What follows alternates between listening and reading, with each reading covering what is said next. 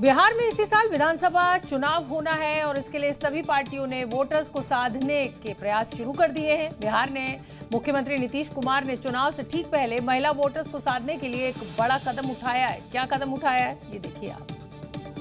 और मुख्यमंत्री नीतीश कुमार ने पटना में सीएम हाउस से महिला संवाद रथ को हरी झंडी दिखाकर रवाना किया। इस दौरान बिहार के डिप्टी सीएम सम्राट चौधरी भी मौजूद रहे।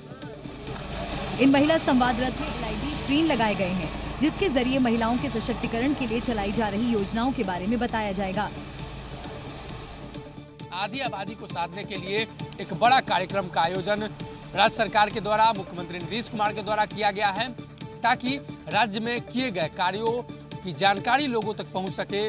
बिहार सरकार का ये कार्यक्रम पूरे राज्य में करीब 2 महीने तक चलेगा, जिसके तहत 70,000 जगहों पर महिला संवाद कार्यक्रम का आयोजन होगा। इस दौरान टोले टोले में जाकर महिलाओं की समस्या सुनी जाएगी। बिहार सरकार ने इस अभियान के तहत करीब 2 करोड़ महिलाओं तक सीधे पहुंचने का लक्ष्य रखा है। एक एक टोले में जाकर 70,000 टोले में जाकर सीधा संवाद करके हमारे वरिष्ठ ऑफिसर्स भी जाएंगे, डिस्ट्रिक्ट मजिस्ट्रेट से लेकर प्रखंड पदाधिकारी तक इस पूरे कार्यक्रम का मॉनिटरिंग करेंगे, जिसके माध्यम से आप महिलाओं के उत्थान में जो अधूरे सपने हैं उसको पूरा करना है। बिहार में विधानसभा चुनाव से ठीक पहले महिलाओं को साधने के लिए नीतीश सरकार का ये कदम काफी अहम माना जा रहा है, जिसका फायदा उन्हें विधानसभा चुनाव में मिल सकता है।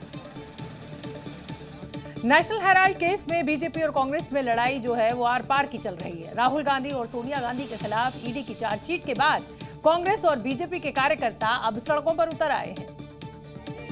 विरोध प्रदर्शन की ये 2 तस्वीरें देखिए। एक तरफ पटना में यूथ कांग्रेस के कार्यकर्ताओं ने रेल का चक्का जाम कर दिया और नारेबाजी की, तो वहीं दूसरी तरफ भुवनेश्वर में भारतीय जनता युवा मोर्चा ने सोनिया राहुल के खिलाफ मोर्चा खोल दिया। बीजेवाईएम के कार्यकर्ता बैनर पोस्टर लेकर सड़क पर उतर आए। पोस्टर में सोनिया गांधी और राहुल के कार्टून दिखाए गए हैं, जिसमें दोनों के हाथ में नोटों से भरा बैग भी दिखाया गया। इस दौरान भारतीय जनता युवा मोर्चा के कार्यकर्ताओं ने जमकर नारेबाजी की।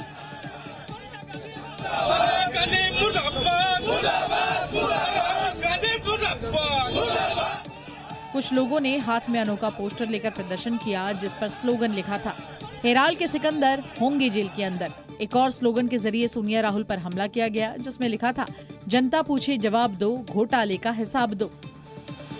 यही नहीं, बीजेवाईएम के कार्यकर्ताओं ने बीच सड़क पर सोनिया गांधी और राहुल गांधी का पुतला भी फूका। उधर पटना में यूथ कांग्रेस के कार्यकर्ता रेलवे ट्रैक पर पहुंच गए और रेल का चक्का जाम करके नारेबाजी करने लगे। इस दौरान पुलिस ने यूथ कांग्रेस के कार्यकर्ताओं को ट्रैक से हटाने की कोशिश की, लेकिन कांग्रेस के कार्यकर्ता नहीं माने और ट्रेन के इंजन पर चढ़कर प्रदर्शन और नारेबाजी यहां शुरू कर दी। काफी देर तक रेलवे ट्रैक पर हंगामा चलता रहा। हालांकि बाद में पुलिस ने किसी तरह से प्रदर्शनकारियों को हटाया और ट्रेन को यहां से रवाना किया। महाराष्ट्र में अवैध लाउडस्पीकर को लेकर एक्शन जारी है। बीजेपी नेता किरीट सोमैया ने आज एक बार फिर प्रदर्शन किया। किरीट सोमैया पुलिस स्टेशन पहुंच गए और 72 मस्जिदों के खिलाफ एक्शन की मांग करने लगे। सोमैया का आरोप है कि ये मस्जिदें लाउडस्पीकर के नियमों का पालन नहीं कर रही। मुंबई में मस्जिदों के अंदर अवैध लाउडस्पीकरों पर नकेल कसने की लगातार किरीट सोमैया की मुहिम जारी है। किरीट सोमैया ने आज एक बार फिर इसी को लेकर मुंबई में प्रदर्शन किया, जहां वो पुलिस स्टेशन के बाहर अवैध लाउडस्पीकर के खिलाफ प्रदर्शन करते हुए दिखाई दिए। किरीट सोमैया ने दरअसल मुंबई के गोवंडी में 72 मस्जिदों पर अवैध लाउडस्पीकर के खिलाफ पुलिस में शिकायत दर्ज कराई है। सोमैया का दावा है कि ये लाउडस्पीकर बिना अनुमति के चलाए जा रहे हैं और पुलिस इस पर लंबे समय से कोई एक्शन नहीं ले रही। ये जो मुलुंड पुलिस ने अभी 10/3/2025 से 7/6/2025 3 महीने की परमिशन दी, उसमें अभी उन्होंने स्पष्ट लिखा है कि ये बॉक्स टाइप लाउड स्पीकर रहेगा। तो बॉक्स टाइप यानी जो मस्जिद के ऊपर, छत के ऊपर, मीनार के ऊपर जो भोंगा लग रहा था वो अब नहीं। भोपाल के मंदिरों में हिंदू संगठनों ने एक नई पाठशाला शुरू कर दी है, जहां लव जिहाद, लैंड जिहाद से बचने के लिए हिंदू बच्चों को शिक्षा दी जा रही है। मंदिरों में ये पाठशाला हिंदू संगठनों के द्वारा लगाई जा रही है। राजधानी भोपाल के मठ मंदिरों से सनातन धर्म को मजबूत करने के संदेश दिए जा रहे हैं। मंदिरों के अंदर लव जिहाद से बचने का पाठ पढ़ाया जा रहा है। एकादशी के दिन मंदिर में पाठशाला लगाई जाती है, जिसमें बड़ी संख्या में महिलाएं और लोग शामिल होते हैं। यहाँ बच्चों को अच्छी शिक्षा दी जा रही है, जिसमें वो गलत रास्ते पर ना जाएं और अपनी संस्कृति का, अपने धर्म का नियम पूर्वक पालन करते रहें। मंदिरों की इस पाठशाला के जरिए सनातन से जुड़ने, लव जिहाद से बचने और लैंड जिहाद को रोकने का अभियान चलाया जा रहा है।